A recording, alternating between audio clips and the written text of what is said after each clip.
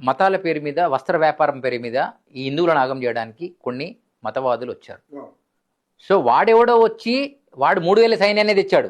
కానీ ఇక్కడ మూర్ఖులు మాత్రము 30,000 మంది తయారయ్యి మన మీదనే అరాచకాలు సృష్టించారు. వాళ్ళకి సపోర్ట్ చేస్తారు. వాళ్ళకి సపోర్ట్. ఇప్పుడు అదే కదా, ఇప్పుడు వీడెవడో మతం మారాడంటే దాని అర్థం ఏమిటి? వాడెవడికో సపోర్ట్ బ్రిటిష్ వాళ్ళని సపోర్ట్ చేస్తున్నట్టే కదా, అంటే వాడికి ముంచట్టే ఆలోచన. మీకు అర్థమైద్దా నేను చెప్పింది? ఇప్పుడు నువ్వు సాయిబాబాని మొక్కుతున్నావు అంటే అర్థం ఏంటి? నువ్వు గతంలో ఎవడికో నవాబు గుడ్డట్లు లెక్క వాడి మొక్కుతున్నావు, వాడి దేవాలయం పెట్టి వాడికి అభిషేకాలు చేస్తున్నావు అంటే.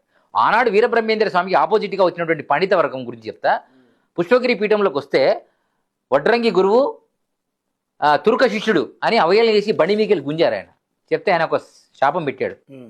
రేపు రాబోయే కాలంలో ఏ సిద్ధయ్య ఎవడైతే తుర్కోడు అన్నారో ఆ తుర్కోడికే పూజ చేసి వాడికి ఇంజన్కి అభిషేకం చేసుకుని ఆ తీర్థం తాగే రోజులు మీకు వస్తాయి పురోహితులకు అని చెప్పారు. ఇప్పుడు సాయిబాబా గుడిలో పురోహితుడు ఎవడండి? క్రిస్టియన్నా ముస్లిమా? చెప్పండి నాకు కదా. ఇప్పుడు ఎవడు మారాలా?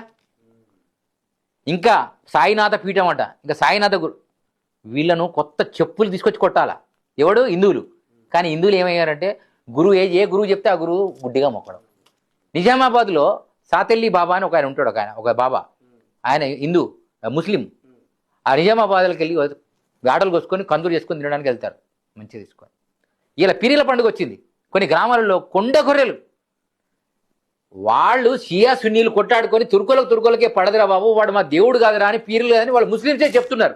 సిగ్గు శరం లేకుండా హిందువులు బొట్లు పెట్టుకొని పట్టు చీరలు కట్టుకొని కంకణాలు కట్టుకొని, అమ్మ మీరు ఎవడికి పుట్టారా? నవాబులకు పుట్టారా? మీరు ఆనాడు నవాబు ఉంచుకుంటే పుట్టారా? మీరంతా ఎవడు పుట్టారు మీరు అడుగుతున్నారు ప్రజలు. పీరీల కడిగి వాడికి కుడుకలు కూర్చడం, దస్తీలు కట్టడం, ఇంకా విభూతి చదివించడం, ఇలాంటి సిగ్గు శరం లేని జాతువులు హిందువులలో ఇంకా పాడైనరు.